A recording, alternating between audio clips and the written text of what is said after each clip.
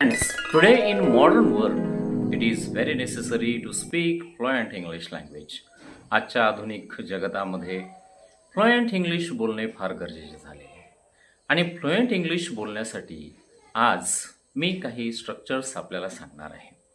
त्या स्ट्रक्चर्समध्ये असे काही स्ट्रक्चर्स आहेत की ते जर तुम्हाला पाठ झाले किंवा तुमच्या मनामध्ये मेमोराईज झाले तर तुम्ही चांगल्या प्रकारे एक फ्लुएंट इंग्लिश बोलू शकता.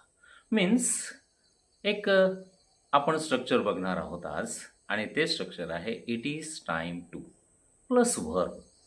मीन्स आपल्याला जर बोलायचं formula first of all it is time plus to plus V1 plus object. We can use this formula. आपण तो फॉर्म्युला वापरू शकतो. आणि एक्झाम्पल्स आहे it is time to work hard. It is time to work hard म्हणजे ही वेळ काम करण्याची आहे. ही वेळ काम करण्याची आहे. Next is that it is time to study. ही वेळ अभ्यास करण्याची आहे.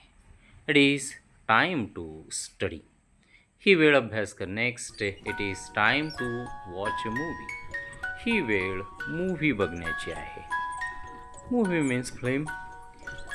आपण नेक्स्ट म्हणू शकतो की it is time to coffee. It is not time to enjoy picnic. It is time to work hard. It is time to read. It is time to feel relax.